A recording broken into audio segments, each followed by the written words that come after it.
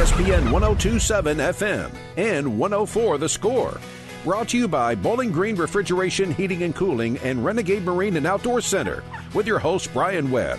Also starring John Kirby and Sergeant J.D. Williams from Mohawk Outdoors. Josh Honeycutt from Realtree Outdoors. Also made possible by Swagger Bipods. Gary Force Paint and Body Shop. J&K Used Cars on the Bypass. Segments in part by Big & J Long Range Attractants, our national sponsor, and Renegade Marine. Also featuring Realtree's Michael Pendley Small Game Recipes from Realtree Outdoors. Timber 2 Table Wild Game Recipes. Sponsored by Tetra Hearing Devices. Get your edge back and hear the hunt. And all phone interviews via the Line X of Bowling Green hotline. Get ready for all things outdoors. Here's your host, Brian Webb.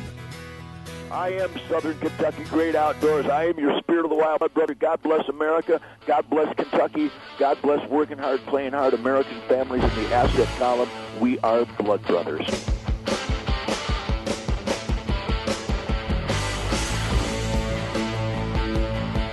Hello, everybody. It's time for Southern Kentucky's Great Outdoors. I was going to sing a little Devil Went Down to Georgia looking for a show. I just couldn't do it, though, because I don't want to butcher it. Lost an icon yesterday, John. Yeah, man, what a shame. Legend doesn't quite do him justice, does it? No, and I don't know where Morton's Gap, Kentucky is, but I'm getting a call from there. It's over around Madisonville. Well, I'd say that's probably going to be something about my car warranty. Yeah, I'd say you're right. 210,000 miles on it. You think I'll already call them back and just tell them what my mileage is. There you go. Yeah, I get those calls every day from all over the country, man. Unbelievable. Your credit card is blah, blah. I don't even have a credit card. Exactly. Who is this? No, man, it was Charlie Daniels, dude. Great entertainer. Man, I've loved him all my life. And seen him live, I'm sure, hadn't you, Brian? You know what? I was trying to remember if I had. Some concerts I've been to, I can't remember them. I understand that. He played at the Corvette Museum, like 10 or 12 years ago. Yeah, I didn't make that. I was wondering if I saw him at a younger age when I was doing a lot of that. But I couldn't remember it. I've seen Little Jimmy Dickens, so I remembered that, but I didn't remember Charlie Daniels. I think I would have remembered him. Yeah, for sure. I've always wondered, did he open for Hank Jr.? Because I've seen Hank Jr. like 7-8 times. No, this was one of those fireworks shows that they were putting on, I think, at the National Corvette Museum that I saw. Man, we didn't get to do that this year. He rosined up that bow, all right. He fried it at the end of the concert. He just fried that Chicken bow. in the bedpan, picking out dough. Exactly. Oh, I love it. We got Michael Pendley, Timber to Table, brought to you by Tetra Hearing. Go to tetrahearing.com. Get your edge back in the woods. Hear the hunt. Good stuff going on out of that camp. We'll have Bill Dickinson on again here in a week or so. Get with him. But right now we want to slide over to Timber to Table, Realtree Outdoors. What's up, Pendley? What's going on, guys? Not much, man. Charlie Daniels, that was a bummer. Oh, that was a heartbreaker. Been several legends pass away here with John Prine and now Charlie Daniels. What a shame. Yep. 2020 sucks. Yeah, ain't that the truth? Yeah, be kind, don't rewind. I don't want to go through this again. Yeah. Unbelievable. What do you, my favorite line in one of the Austin Powers is, what are they cooking? So I want to ask you, what are you cooking, Michael Pendley? Well, spaghetti and meatballs. Traditional favorite. It's hard to beat it, man. Everybody's got, everybody loves spaghetti and meatballs. And, of course, most of ours are made with ground venison. But, if you try to make a meatball out of ground venison by itself and you cook it for a long time in the gravy, as the Italians call it, red gravy, at least my Italian buddy does. But if you cook that venison meatball a long time, a lot of times they'll kind of have a tendency to fall apart. Straight venison by itself, it's tough to get a good meatball out of that'll last through an entire cooking process. So we did a few things to it to make those stick together. And we start by blending about a half a pound of pork shoulder into a pound and a half of venison.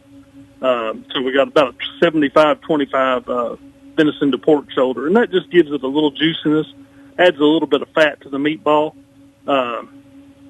Pork fat's always extra flavor, so you can't go wrong there.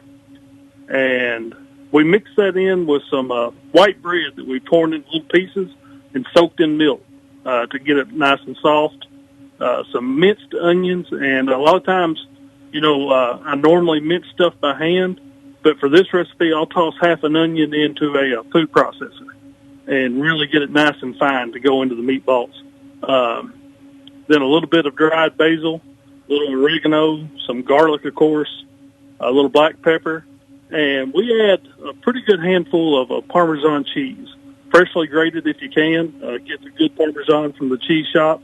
Even at the grocery, that most of them have cheese shops now with decent Parmesan in them. Get that, grate it yourself right before you're ready to use it. You'll get a lot more flavor. But you blend all that up and make it into meatballs.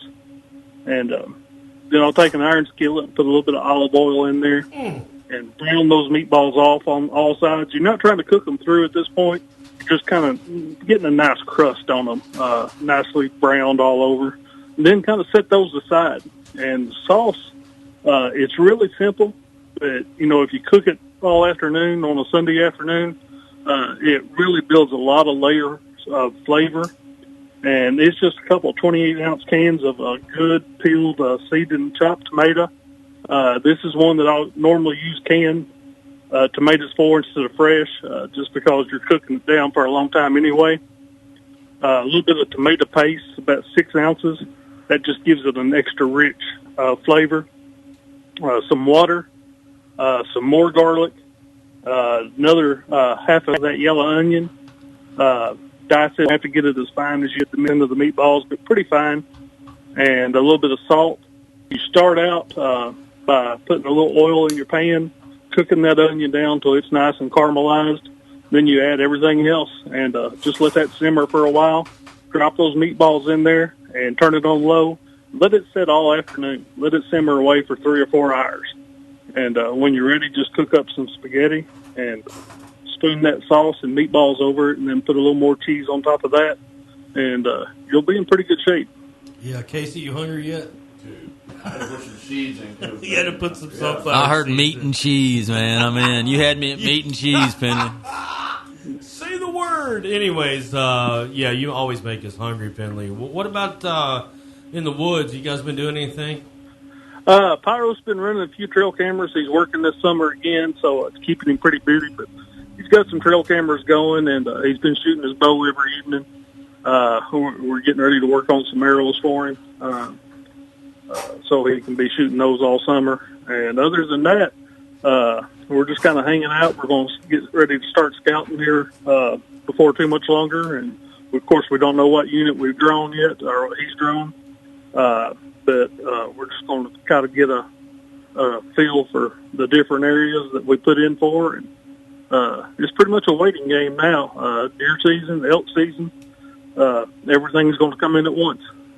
Man, we need to get him on. We've been talking about it, Mike. We need to get him in the next couple of weeks, get him in here and talk about how he's kind of tweaking that whitetail setup for the elk. But in the meantime, man, I wanted to say congratulations to you, and please pass that along to Pot Roast for that little article that he got published. Yeah, that's awesome. Yeah. I write that article for Peterson's Hunting every month. Well, every time the magazine comes out, which I think is monthly some months, and then bi-monthly during the off seasons.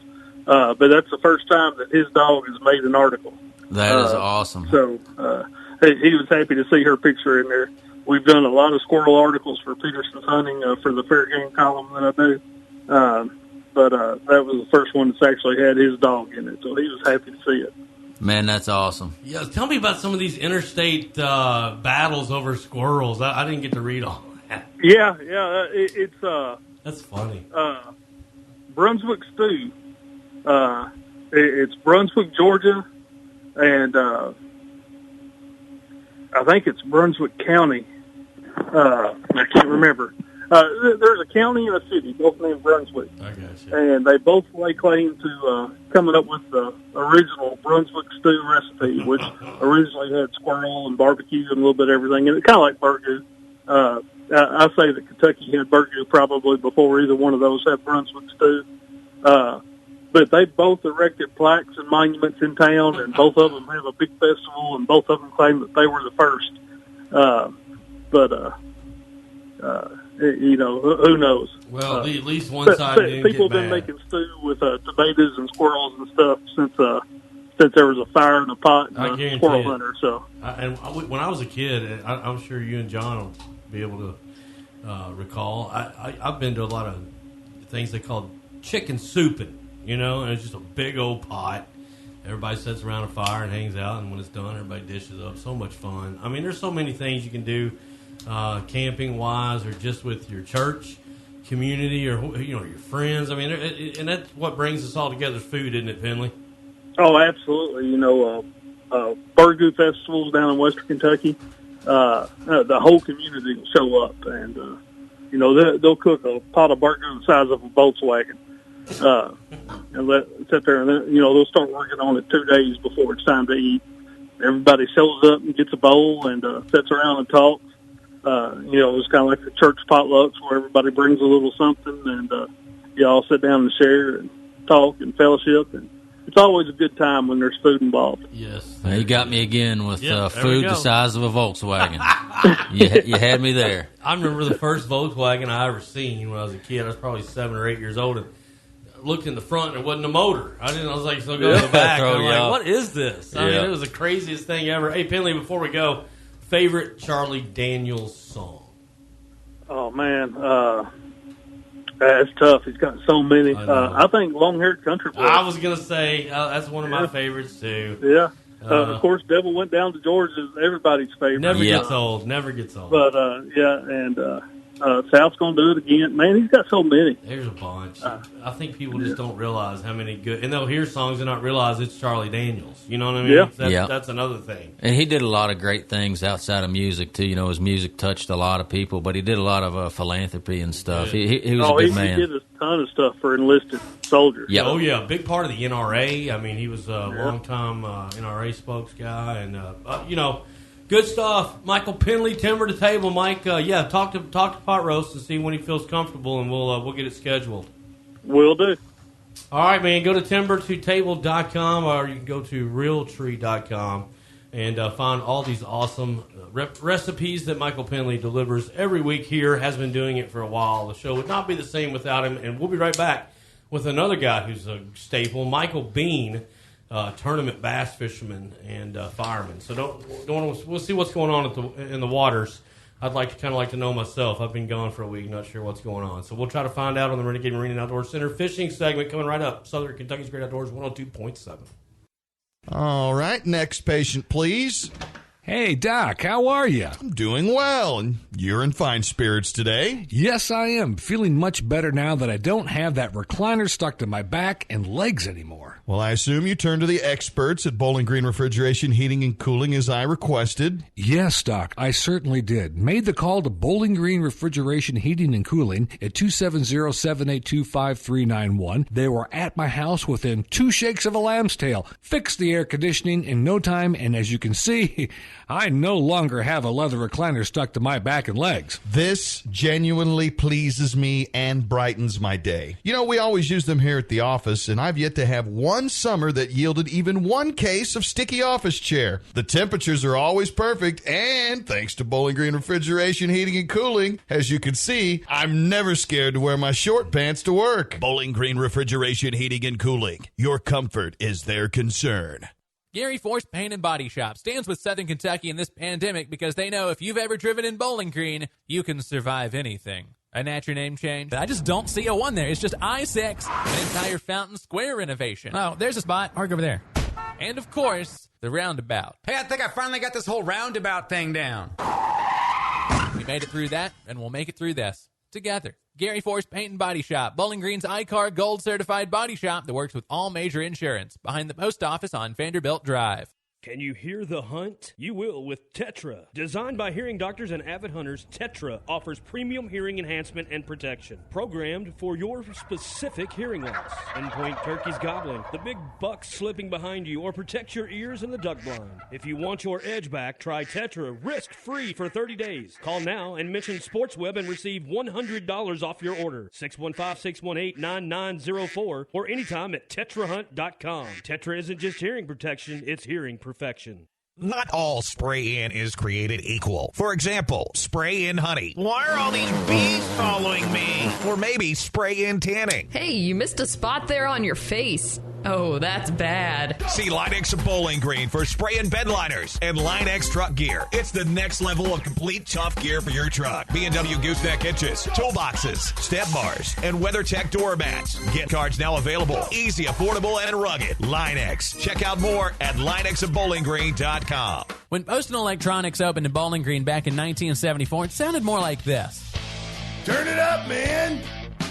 Now Poston is as legendary as the artists Southern Kentuckians pumped through the speakers they've bought there for the last 45 years. Poston is everything audio with top brands like JP Audio and Alpine. From home theaters, boats, motorcycles, side-by-sides, custom work, installation, service, or sales, Poston still has the sound. Turn it up, man. Poston Electronics, across from Firestone on Broadway Avenue. If you're a student entering a community college or university, check this out.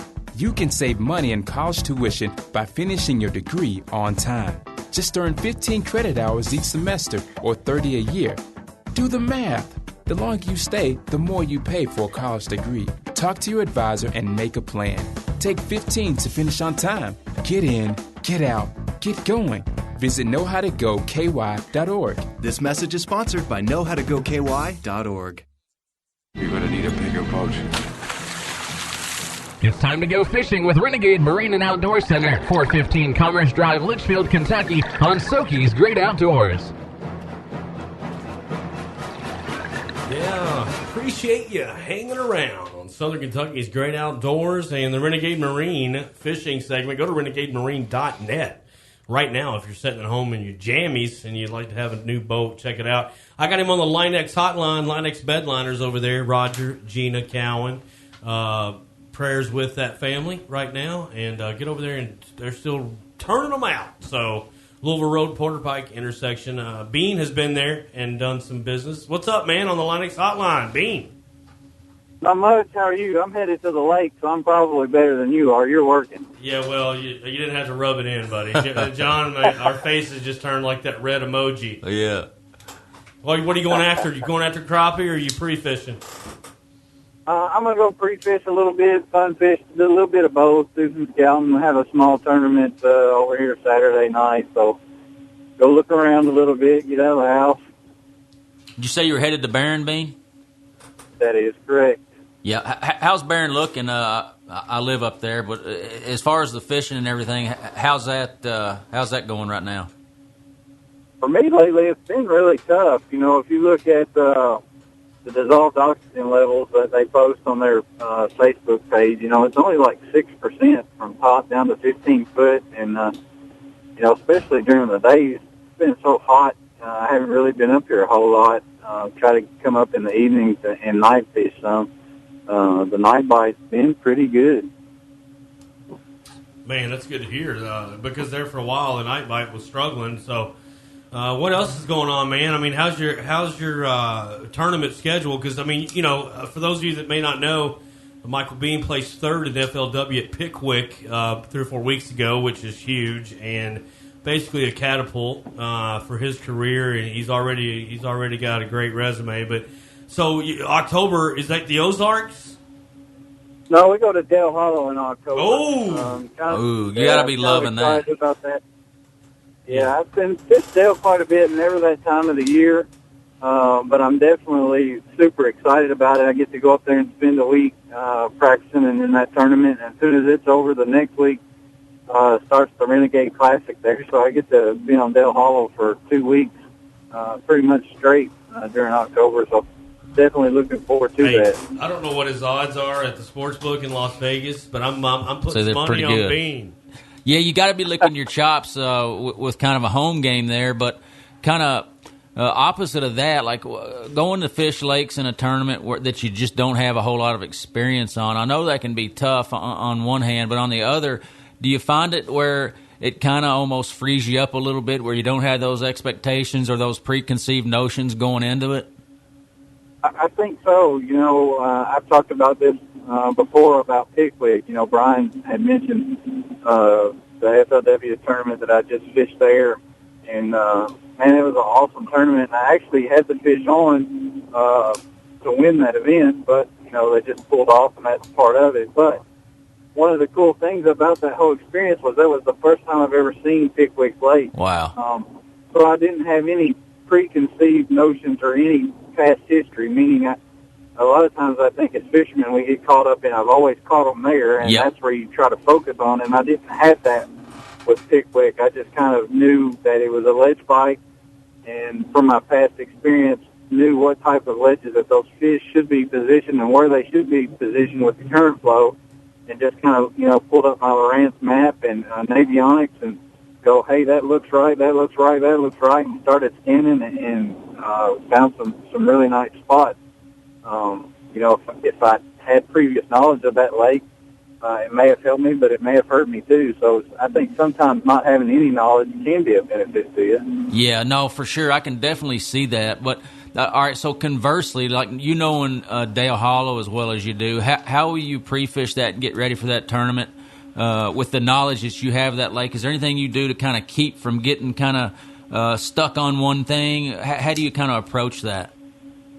No, I guess a benefit to this event is that I've never been on Dale Hollow that time of year. Okay. Dale Hollow for me has mainly always been like a fun fishing trip in the winter, and then I fished a few tournaments in the spring there. So different time of year, the fish are going to be positioned different. So I'm just going to go at it with the mindset of a lake that I haven't seen and try to scan and look at some different stuff. I've got a week to practice, and I'll probably go down ahead of time too and look at it and just try to do some new stuff, for a lack of a better term, for myself and see what I come up with. As that tournament approaches, being like the weeks and even the days kind of leading up to it as you're pre-fishing, what's kind of your game plan there?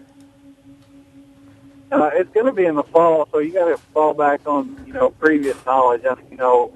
Most of the time on lakes, the shad tend to move to the back of the creeks, and the fish tend to fall to the back of the creek. So kind of that past knowledge and history of fish migration is always a starting point for you. Of course, you're always going to have fish that stay out deep, too, that live deep. So that's kind of my game plan is I'm going to start off probably scanning deep, looking for some fish out a little bit deep that haven't made that transition yet. And then also, go to the back end of those creeks and follow the shad, spinnerbaits, crankbaits, things like that, and see if I can find some fish that have moved back, following the bait. Hey, Michael, how would you feel about this question? I wanted to fire, and sometime I want to do a get to know Michael Bean on here, and I was going to do that tonight, but we're getting shorter on time, and I don't want to waste it. So I was going to say, what have you noticed a difference between March, April, when all this pandemic was happening, and boat ramps, some of them were open, some weren't, this or that. Does it seem fairly normal to you now, or is there still some lingering of this thing for the outdoors world, like bass fishing? I think it's blown wide open, meaning, you talk about Renegade Marine, and you go see Sherbert, his boat sales are better than they've ever been. If you come over here on the lake on the weekend, it's more crowded than I've ever seen it before in my life. I think a lot of people have been, quarantined and stuck inside for so long, and they're ready to get outside and do things. Boating and the outdoors is still something that you can go out and enjoy with your family and somewhat stay quarantined, for lack of a better term, right? You can social distance, be with your family, and still have a great time. So I think that, the whole COVID thing has made the outdoors, people wanting to get outside and do things like boating, fishing, hunting, grow rapidly. Well, you're 100% right, Bean. And John, you can attest. I feel like that if there's a positive, and there'll be some positive things, there's always something positive. You can definitely, if you look hard enough, you can find positivity. But I feel like that it's not going to be a one and done. It's not going to be a UK freshman. It's going to be something to where people are going to realize, man, dropping $2,500 at that resort and having to travel and blah blah blah, this or that. They can spend a quarter of the time traveling to get to the lake and pop a U-Haul or take a fifth wheel or a pop up or just a tent and fish and enjoy the lake for a fraction of the cost. And you've got your own hardware. You got your own pontoon, you got your own bass boat, whatever. I feel like what it's going to do, it's in the future, there's going to be a lot of people move to that type recreation that maybe would have went to Key West for a week. You know what I mean? Right. Yeah, you're absolutely correct. And on my end of it, I hope they will go back to Key West. That traffic on the lake messes you up, huh? Take some of the boat traffic off the lake. Yeah. Take those boats to the ocean. I wanted to ask you real quick, Bean. I kind of blanked out when I was asking you about pre-fishing and forgot to ask you this, but I'm curious, and I know every tournament angler is different, but say when you're pre-fishing Dale Hollow, a lake that you know pretty well, when you find a school of fish that you feel like that pattern might kind of be the same come tournament time, are you going to kind of linger in there and try to catch some of them, or are you kind of getting out of there and leaving those fish alone? I'll get out and leave them alone. Yeah. When I practice, and I'll mention Pickwick because that's just the tournament that was the latest to me, is the freshest in my mind. When I go out and practice, I'll scan, or if I've got an area that I think is a good area, let's say I scan and I find fish, I'll stop and make a cast because I want to line up and find out that cast that the fish are going to eat from. Or if I'm just blind fishing, and maybe think that that's an area where a fish is at, I'll make a cast and I'll catch a fish, and I may catch two fish. If let's say I hook one and it's just a 12-inch fish or a 15-inch fish, I might throw back again and I catch a 3-pounder and I'll leave it alone. I want to see, one, is there a school there, and two, what's the quality of those fish? Right. I may go down the lake, especially Pickwick. It's such a long lake. I made a 30-minute boat run to stop at my first spot. Wow. So let's say I find those fish at the first spot and they're all just keeper fish, but I fish on down and I find, another 10 minutes down the lake, I find a school of 3-pounders. Well, obviously I'm going to make that extra 10-minute run and start on that 3-pound school versus just the keeper fish. So I always try to at least catch one and figure out, what the size of the fish. Cool. Real quick, I think we're running out of time, but with electronics getting as good as they are, you can kind of judge the caliber of fish in a school to some degree with some of these electronics. Do you ever foresee maybe throwing a bait out there without even any hooks, just kind of to see what they're biting on?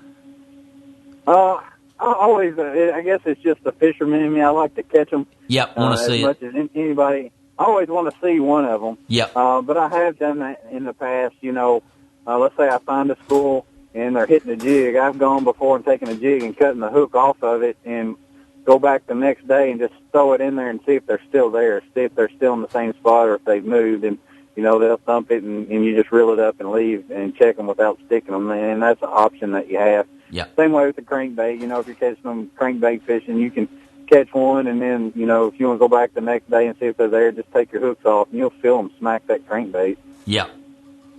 Good stuff, Michael Bean, Renegade Marine right there. We are a team. We're on that team together, brother. That's what I love about it. You're an actual fisherman, though. I'm just a PR guy. But that's good stuff, and I love being on that team and this or that. I want to ask you a quick question. What's your favorite Charlie Daniels tune, bro?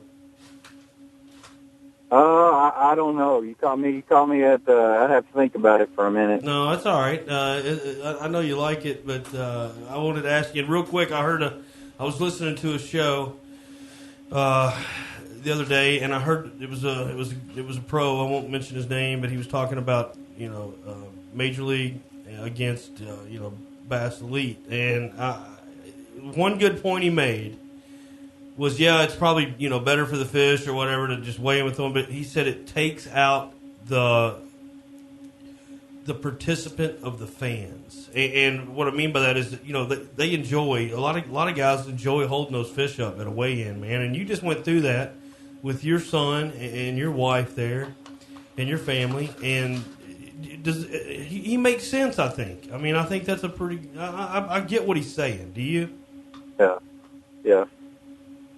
All right, brother. Appreciate your time. We'll you keep fighting them fires and hooking them big lips, and we'll have you on here shortly again. All right. All right. Take care. Thanks for having me. Always. Team Renegade right there. Michael Bean. Don't go anywhere. We're coming back. John Kirby, Josh Honeycutt, going to break it down in a 2-parts segment, part 1 and 2, and we'll hang out for a little while with those guys coming up after the break. Southern Kentucky's Great Outdoors, ESPN 102.7. It's summer, and Renegade Marine and Outdoor Center loves seeing everyone on the water with a smile. However, with so many sales and happy customers, coupled with the current backlog of new party cruisers and bass boats, our inventory is low compared to normal, but our morale is high. Thank you for your business, but most of all, your trust and loyalty to Renegade Marine and Outdoor Center. We appreciate everyone's patience and patronage. With high call volume and inventory harder to stock, rest assured our staff is doing all they can to serve our clients. At 415 Commerce Drive in Litchfield, call 270-259-0001, online at renegademarine.net. And now the summertime hits from Cheetah Clean Auto Wash. Summertime and the living's easy. I'm authorized to utilize the Cheetah Clean. And the summer ease makes you feel fine. Rolling with the free vacuums in my mind. And who could forget? Hot times, summer in the city. Back of my car getting dirty and gritty. Cheetah Clean Auto Wash with locations in Franklin, Radcliffe, Owensboro, and 2 in Bowling Green. Check out all our plans, including our unlimited plan at cheetahclean.com. What's a giant fish doing in my backyard? I brought a few treats for your pool, like pesticides, antifreeze, and some yummy motor oil. Because you dumped this stuff down the storm drain, I had to swim in it. Now it's your turn. It's time we all did our part to stop polluting Kentucky's waterways. To find out how you can help, visit stormwater.ky.gov. Brought to you by the Kentucky Transportation Cabinet.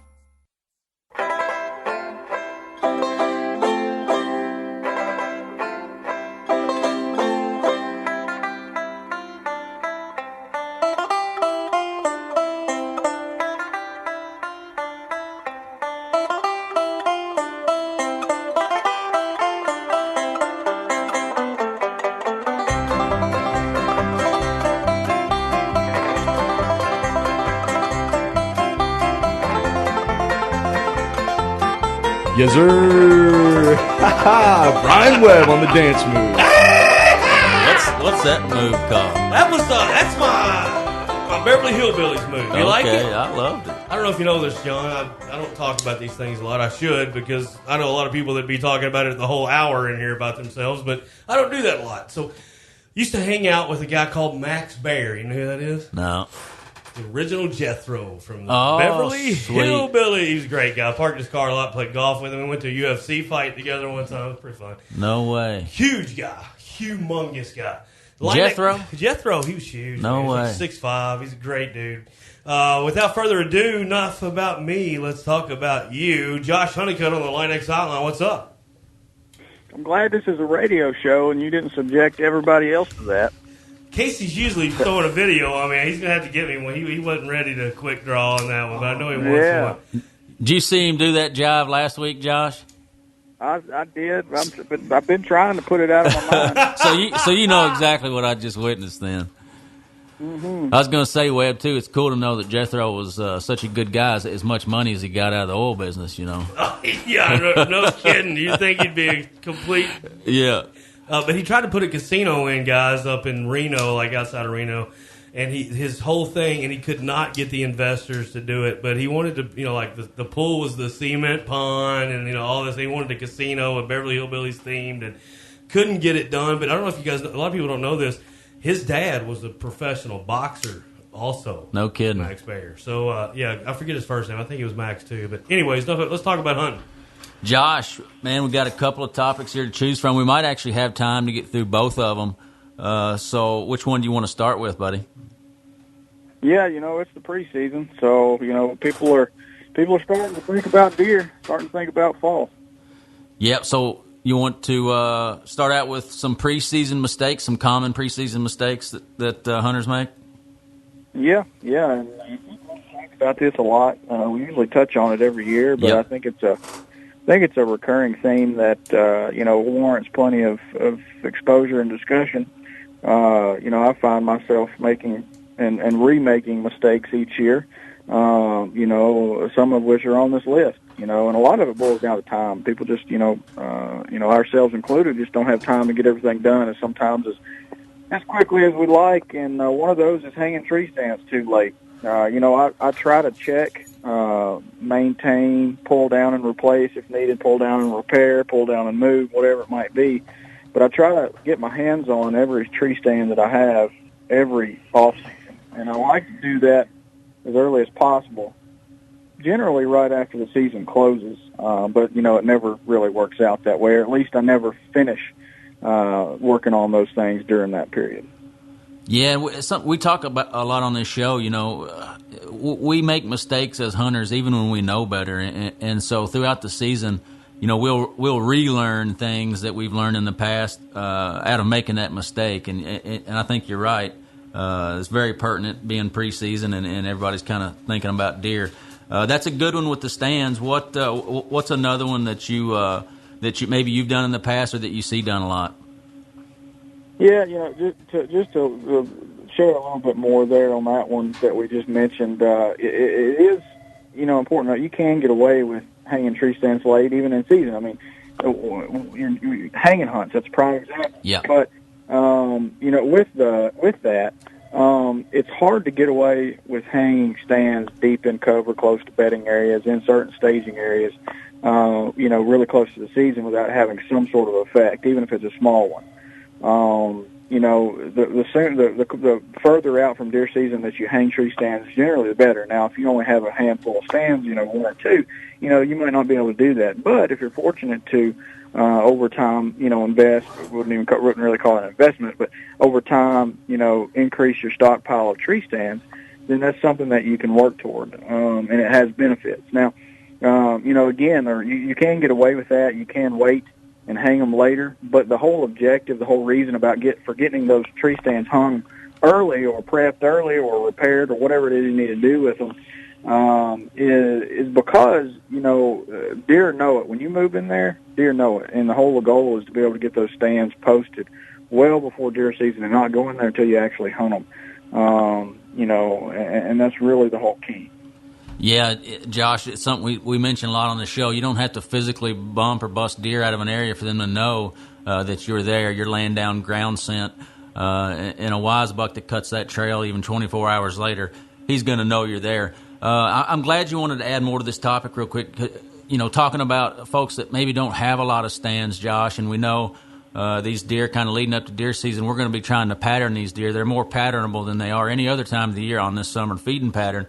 And if you just have a stand or two hung and all of a sudden these deer make a little bit of a change and your stand's not in the game, well, then you have to go in there and make that move, but you have to be smart about it, right? Just going in there, you know, at peak movement times, right before dark, stuff like that, just not a good idea. You have to be selectable with your day to go in there and tweak that setup. Yeah, absolutely. And when it comes to those hanging hunts, the whole advantage is you're not going in there till the day of the hunt. But what happens right after that initial hanging hunt is that the deer see that you've been there. But the whole goal for that hanging hunt is to catch them off guard and do so in a manner, hang that stand in such a manner that you're going to actually get that shot before they cross your scent trail or your foot trail, your ground scent, or anything like that. But as soon as you leave that night, as soon as that hunt is over that night, when deer start, you know, filtering through there, even in the daytime, whenever it is, you know, then they're going to know. And so that's the key with having stands hung early. It's essentially a hanging hunt because you're not having to go in there until you actually decide to hunt it, which, you know, if you're going in there a day before the season or a week before the season, you know, you lose that advantage. Absolutely. And we know, you know, the best odds of you killing a deer almost 100% of the time is that first set. And every time you set that same stand, your odds incrementally go down for sure. What's another one, Josh, that you've made in the past or that you see folks make a lot? Well, it's making mistakes with trail cameras, which, you know, this applies, I guess this next one applies to both tree stands and trail cameras because, you know, deer, they don't recognize the difference. They don't have the cognitive ability to determine whether you were in there scouting, whether you were in there to pick blackberries, or whether you were in there to kill them. So when you go in there, anytime you go afield, whether it's to hang a stand, put a camera out, check a camera, you know, look for ginseng, it doesn't matter what you're doing, those deer are going to know that you were in there, and they're going to translate that to pressure, regardless of whether you were actually in there to kill them or not. You know, some exceptions to that are in areas that get really, really frequent human intrusion, such as if you're hunting in like a suburban area.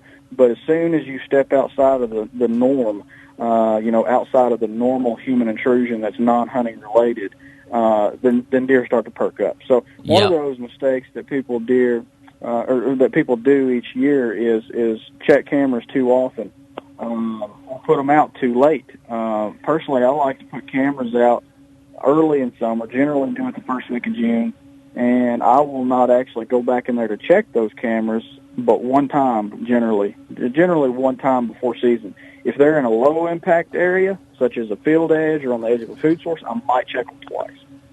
Yeah, like you said, pressure's pressure. There are a few circumstances, like you mentioned one I've actually seen myself is hunting next to a gun range where there's constant gunfire, constantly people moving in and out.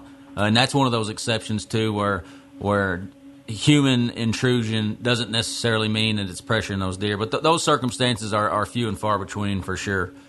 It's the hunting public guys. Aaron Warburton, he gave me a good analogy one time, just in a friendly discussion that we had, and he was talking about how he equates them personally to rabbits in a subdivision. There's rabbits running all around the subdivision, in the yards, next to the roads, and they're not going to really run from you as long as you're staying within the boundaries of what people normally do. If you're walking up and down the sidewalk, if you're driving up and down the road, if you're walking, to and from the car to the house, they're not going to run away from you. But as soon as you get a little bit too close, or as soon as you do something that's a little bit out of the norm, that's when they run, and that's the same with deer. Yeah, absolutely, man. That's a good point. Good analogy there. I'll just throw this one in here real quick, Josh, and if you've had some experience with this, tell us about it. But I see, and this is a mistake that I've made quite often, and I'll probably make it again, but oftentimes these deer, even mature bucks, will bed really close to a food source kind of leading up to the deer season. And if you're not aware of that and cognizant of that, it's pretty easy to bump deer, even mature deer that are bedded very close to food sources this time of year. So you think you're just kind of going into the perimeter, hanging a stand, a trail camera, or whatever. But a lot of times these deer are bedded very close to food sources because of lack of pressure. They don't want to move a lot in the heat. All those little sorts of things. Have you had circumstances like that before?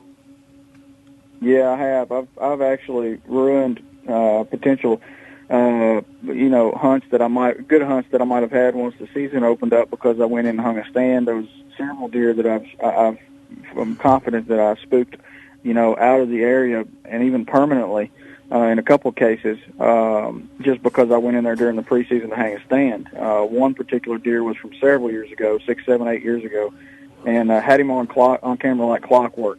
And I didn't know it because I wasn't checking the camera. But whenever I checked that camera after the fact, that's when I realized what had happened. And I had a deer on camera religiously every day, and I went in to hang a stand without knowing that deer was actually there. I just happened to decide to go in there and hang a tree stand for the season, which was we were still in July, I think it was at this point. Right. And I went in to hang that tree stand, and that deer was there the day before I hung the stand, the morning that I hung the stand, and never frequented that camera or any other camera on the farm after I hung that tree stand. And so I'm confident that my human intrusion was a factor there. Yeah, man, I'm glad you mentioned July, too. So it's July now, and even a little mistake that you make here in July, even though we have close to 2 months left before the season, any mistake you make now with a mature buck, it very well could still be paying for that come opening day, right? Yeah, and so when I check my cameras from here on out, which I've not checked any cameras at all, I'll put them out in June, and I won't check them probably for quite some time. Some of them I won't check at all before opening day. But the thing that I do when I do check cameras during the preseason is I try to always check them on a four-wheeler. If you're and obviously you can't do that on public land, and in certain instances you can't get to them. But if I'm checking a camera before deer season, I'm going to make sure that I can either do it A, from a truck, or B, from a four-wheeler. And preferably without even stepping. I'm sure, Josh, without even stepping off said four-wheeler or turning it off, right? Yeah, and the whole reason for that is because in areas where I'm able to do that, I can't do that for every camera or even every farm that I hunt. But in areas that I can, what I'm doing there is I'm matching what the landowners do. Yep. Those who farm the property, I'm matching what they do, and the deer are used to that. So it doesn't alarm deer if they see a four-wheeler go by or a truck go across the field. That aspect doesn't translate to human intrusion, which all goes back to what we initially talked about and how if you're matching what the local human activity is, it's not going to alert those deer. Yep. Great stuff. Whereas a farmer generally isn't going to walk 200 yards back into thick cover. Good stuff. Sorry, forgot to turn my mic on. Good stuff there. We're going to take a quick break. We're going to come back with Josh and John. So don't go anywhere. I would like to say this, folks, on the way out for the break. Another drowning, the Kentucky Lake this time, John. I mean, it's so important to be careful. Young people, middle-aged people, older people. It doesn't matter who you are. The water it does not discriminate. So Absolutely. You've got to be careful. And right now, a lot of people on the lake, a lot of people doing things outdoors, which is great. But you don't want to forget the safety aspect. And it's like our friend Ranger Dan Taylor always tells us, most of these drownings can be avoided by wearing a life vest. Unbelievable. Just like a seatbelt in the car. We'll be right back on Southern Kentucky's Great Outdoors. J&K Used Cars is the place to go when you need a quality automobile at an affordable price. Stop in at 670 on the Bypass in Bowling Green and see this week's special. A 2006 Lincoln Mark LT pickup comes with a leather interior, 5.4-liter engine, chrome wheels, heated seats, good miles, and more for only $10,995. Hurry in because at that price it won't last long. J&K Used Cars with over 40 years of serving the community with affordable prices on quality automobiles. Visit J&K on the Bypass and online at jnkusedcars.com. Okay, gun owners, listen up. You love to shoot, so you have to check out Tetra. Don't settle for big, hot, uncomfortable earmuffs or foam plugs. Developed by 2 hearing doctors, Tetra Alpha Shield is the best sounding, most comfortable, and easiest to use, period. Tetra is more than a hearing protection, it's hearing perfection. Get your edge back, try Tetra, risk-free for 30 days. Call now and mention SportsWeb and receive $100 off your order. 615-618-9904 or anytime at tetrahunt.com. When Poston Electronics opened in Bowling Green back in 1974, it sounded more like this. Turn it up, man! Now Poston is as legendary as the artists Southern Kentuckians pumped through the speakers they've bought there for the last 45 years. Poston is everything audio with top brands like JP Audio and Alpine. From home theaters, boats, motorcycles, side-by-sides, custom work, installation, service, or sales, Poston still has the sound. Turn it up, man. Poston Electronics, across from Firestone on Broadway Avenue.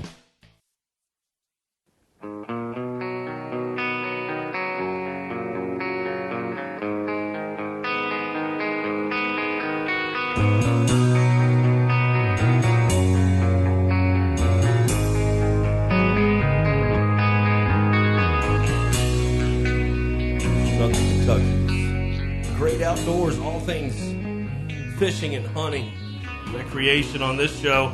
We'll say this: J&K Used Cars. I've seen that Mark truck over there, and that's that Lincoln truck, and it's nice. I'd say if you're into that, check that out. It's a good price on it. Those guys will never do you wrong over there. Jimmy, Johnny, and Robert, great people. Oh, my goodness, man. And then I also wanted to thank my friends over at Gary Force Paint and Body. Happy retirement for the spearhead of that auto body shop, Mr. Larry Woodcock, one of my dear friends. And Jason is in the command chair over there. Let's get back to hunting with Josh Honeycutt on the Line X Hotline. John Kirby. Yeah, Josh, I think we just kind of wrapped up a little bullet point there. What's another mistake that you see folks make preseason? Yeah, something else is untimely food plots. You know, most of the things that I do food plot wise are fall food plots. So I'm planning those for optimization around that October, November, December time frame. I'll plant some early season food plots, which you obviously got to get those in the ground back in the spring. We're past that time frame, but most of the food plots that I plant, are what I would call fall food plots. Right. For hunting over, during the rut or the pre-rut or the late season. And that generally happens in August or early September. is usually the window that most people plant those around here. It obviously depends on what you're planting as well, but a lot of the key stuff like brassicas, turnips, radishes, stuff like that, you're going to put those in the ground sometime in August or early to mid-September at the latest. But you got to make sure that those are timed appropriately. As we all know, you and I both, we've probably had quite a few failed food plots. At least I know I have. And it was because they were planted at the wrong time. If there's not moisture in the forecast, don't plant. Yeah, absolutely. In my younger years, I made plenty of mistakes too with not getting the soil tested to know how much fertilizer and lime, that kind of thing you need. That's a very important step as well. Just something I'll throw up. Sorry, Josh. Go ahead. No, go ahead, buddy. I was just saying it can be tempting to go ahead and plant on that Saturday that you got off from work, but if it's not shaping up to be a good planting day, just don't do it. You can plant food plots in the dark. Yeah, absolutely, man. Food plots is one of those things. Generally, if you time it right, you kind of get out what you put in. So definitely worth to kind of go that extra mile. I'll just say one mistake that I've definitely made in the past. This preseason, kind of leading up to bow season, these deer, I mentioned it earlier, in a summer feeding pattern, and I think it's a big mistake not to give it the old college effort, especially if you're hunting somewhere that has some ag on it or a food source that they're hitting religiously. I think it's a mistake not to really pattern these deer, get out and glass them, run trail cameras, get an idea of exactly what they're doing, because those first couple of days of bow season, I mean, you really have an opportunity to pattern a mature animal and get an arrow in it if you do it right. Yeah, personally, I think that the early season is very unique in that regard. It's my favorite time of the season to hunt, to be honest. I think that's when deer are the most, big deer especially, are the easiest to kill. I think it's easier to kill a big mature deer in the early season than it is during the rut. Sure. Even when you factor in, the increased movements that you see during the rut, I still think it's easier with good preparation and good planning and good effort. I think it's easier to get more on the ground during those first couple of weeks of the season than it is even in the first couple of weeks of November. But you're talking about scouting hunting grounds properly. That's scouting improperly is one of the big mistakes too. Yeah. I personally, while not being out there and being intrusive, trekking through all the bedding cover, that's not something that I would normally do in this time of year. But scouting from afar, like you talked about, running trail cameras, patterning deer, it's a mistake if people don't do that. And I will even add that if you don't know the property, if you've never seen it before or you haven't walked it entirely, I still think it's more valuable to go ahead and sacrifice, that pressure that you apply to go ahead and learn the property, get to know the property, understand how deer use it, than it would be to go through a whole season not knowing how deer use it. 100% agree with that, Josh. Absolutely. And I'm sure you've been faced with that situation where you gain access to a property late in the year and you kind of have that quandary. Do I go in there? I know I'm gonna blow deer out by doing it, but I'm gonna learn a great deal more than I am kind of picking my way around the rest of the season, not knowing anything about this farm, right? Yeah. A lot of the things that we talk about, might allude to us being extremely timid and extremely reserved when it comes to deer hunting. But to be honest, in a lot of ways, I would consider myself more of an aggressive hunter than I am a passive hunter. It just depends on the situation, but I completely agree. Another mistake that I think people make, and obviously this is the one that can be the most costly dollar-wise, is not watching the regulations and looking for potential changes in both deer hunting season dates and deer hunting laws.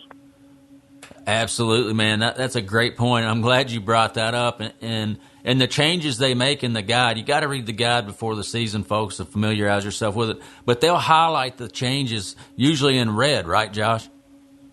Yeah, it's somewhere right there around the beginning of the book, too. They'll highlight the changes throughout the book, I do believe, and they also summarize the changes at the beginning as well. So really you're getting a double dose of those changes, if I'm remembering correctly. Yeah, they do. They do a good job of that. some agencies do that. I believe Kentucky does as well. Yeah, Kentucky's guide does it. They do a great job of that, of really making sure that you're aware of any changes that are happening. Anything else, Josh? We got some time. Procrastinating on tags.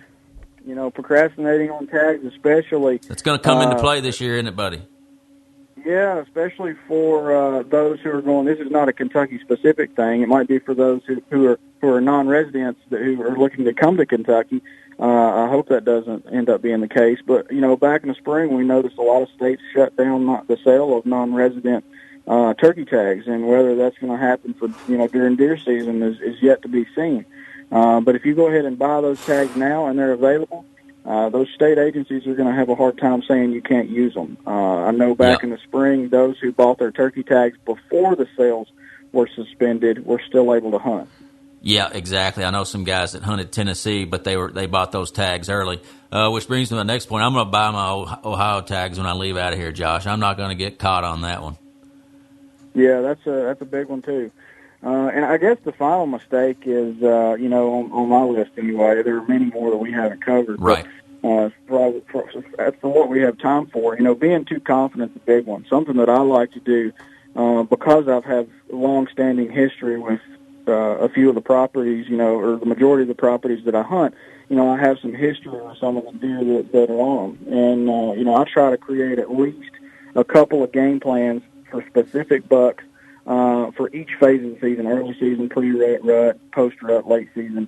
I try to formulate, game plans for deer that I think are going to be returning and be in play during those particular phases that I create game plans for. And having that prior history can help allude to whether or not that might be, that might come to fruition. But having a game plan, how you might go about hunting those deer during those specific phases, if you do that for a couple each, 2 or 3 each, that leaves you with 10 to 15, if not more, different individualized game plans. And, while most of them aren't going to work out, chances are one of them, will or could. So that's something that, you can do to be prepared and not be too confident for the season. Man, good stuff. Yeah, I say it all the time. You can't have too many options when it comes to deer hunting. One last one I'll just throw out there, Josh. We don't have the time to really delve into it, but a mistake that I've made in the past, and I know that I see people make a lot, is not taking a really good inventory on the deer herd on the particular farms you're hunting. They rely too much on kind of the historical knowledge of the deer that they saw last year, and they're not really getting in there running those trail cameras and taking an accurate inventory of what deer are on that property. If you're after mature bucks, by golly, you better know they're there first. Yeah, that's a great point. I know, just briefly looking back at my hunting history, I take preseason inventory every single year. And, even on the best one, the best property that I've hunted, and I've hunted it for most of my life, I remember, it produces some really good deer every year. And I think it was 2012 or 13. It had probably, during my preseason inventory, I think I had 7 or 8, maybe 10 bucks that would have scored over 130, maybe, most of them over 140. Wow. And the next season, nothing, not a single one. Wow. So things can change from year to year. That's right. And one thing that changed is there wasn't any Major League Baseball earlier this year in April when it was supposed to start. I got 4 baseball players around me right now, one on the phone, and you guys were way better than me. But it's one of those things to where we got it back. And what also is coming back is Jason and Todd on Saturdays at 9, Redlegs Radio Report. So you don't want to miss that. I'm glad to hear those guys are coming back on our sister show. And we love having them at Commonwealth Broadcasting like we do Soki's Outdoors. Tonight was a great show. And like we were saying earlier, stay safe. And Josh, congratulations to you. You know what I'm talking about. So that's good stuff. And we'll see you next week with John, all right? Y'all have a good one. Appreciate everybody listening tonight. John, listen, man, it's always a lot of fun. Stay safe on the lake. You know I will, buddy. Absolutely, man. You had a run-in one time in some cold water. Yeah, I got run over by a jet ski on Burn River Lake. Got like 60 stitches in my eye when I was a kid. I'd forgotten about that. Yeah. No kidding. Well, folks, appreciate our producer Casey Warner tonight. And tune in next week. We'll have some more fun for you Wednesday at 5 o'clock. And check out the Redlegs Saturday at 9. Casey, take us out with with a yes, sir. SOKY's Great Outdoors 102.7.